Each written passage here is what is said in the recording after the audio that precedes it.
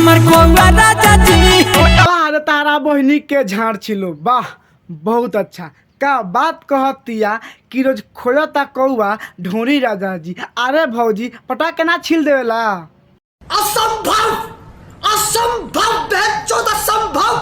तो का हाल बा भाई। तो आज हम फिर से बात कैले बानी bullet Raja Chandan Chanchal and Awadhesh प्रेमी की। तो भाई लोग आज के वीडियो बहुत गानफार बनल बा। तो ऐसे कहते हैं भाई लोग वीडियो के जैसे लास्ट तक बताए मजा आई। तो वीडियो बनाए बस एक ही मकसद बा और एक ही मकसद रहेला आप सभी के दिल से हंसाने के लिए, ना किसी को दिल को ठेस पहुंचाने के लिए। तो बिना कोनो लाल लहसुन के आज के वीडियो स्टार्ट करता नहीं।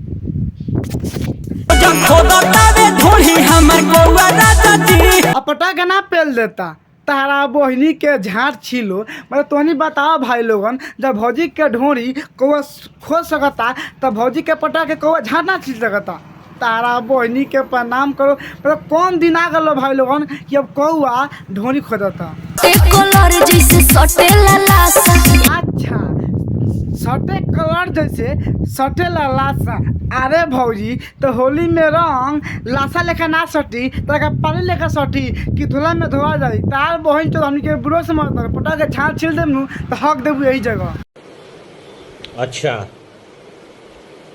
ठीक है। एके छोड़ावे में हो जाई दशा। हाँ यह बात मान सकतानी कि रंग छोड़ा में तहा दशा हो गई। लेकिन हम तासे कहल चाहती भौजी रंग नू ऐसे सामान से छोड़ी हो कि झड़ से ना छूट जाई। जैसे में बहन जो लूड़ा होगा नू।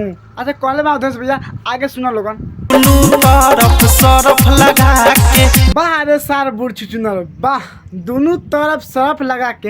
अरे भैया भंसरी वाला तार कहे का मतलब का बा कि दोनों ओरी सरफ लगा के गाड़ दे दी गाड़ ले ली। आगे बोला था कहे का मतलब का बा छुट्टी तो सुनाए भौजी। का कहता रहा कि रंग ना छूटी तो सुना है भौजी।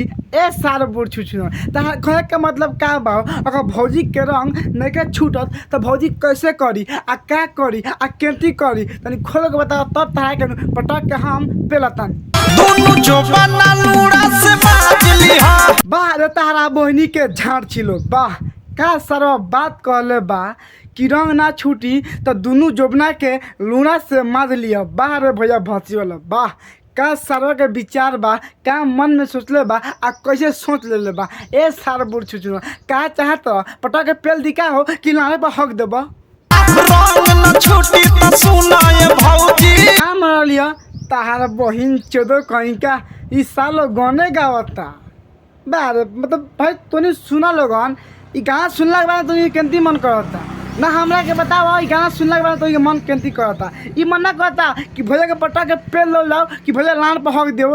मतलब कैसन बात करता ए भैया जी लाड़ चटब जो बना लूड़ा से बाजली। हाँ पटा के चटवा ना ली हो सार बुढ़ छुछुनर रंग ना छूटी तो ए भौजी आ दोनों जोबना के लूना से मजवा ली हो। ए साथ नहीं हम तो कहते हैं कि लूना से का है अपना झाड़ से मर देम कि भौजी के मतलब रंग नू छूट जाए। तारा बहनी के पटक के झाड़ छीलो। मतलब कैसा कैसा बात कहता हूँ सब। बात सुनने के बाद मन तो कहता है कि कूद के पेल दी कि सानू नारे पर हक दी।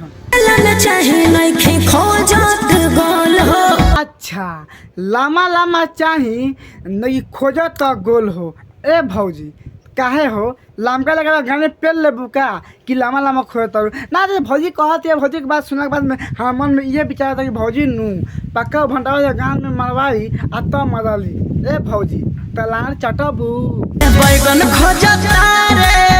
अरे तारा बहनी के कछिया फाड़ो वाह बहुत अच्छा का सारा कहता कि ते बैगन खोजता रे।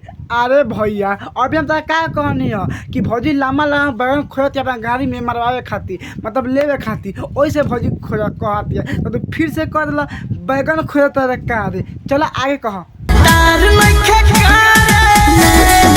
अरे तारा बहनी के दोनों चुसनी चुसो वाह बहुत अच्छा भत्ता नहीं के का रे तो कहते नारे नारे नारे।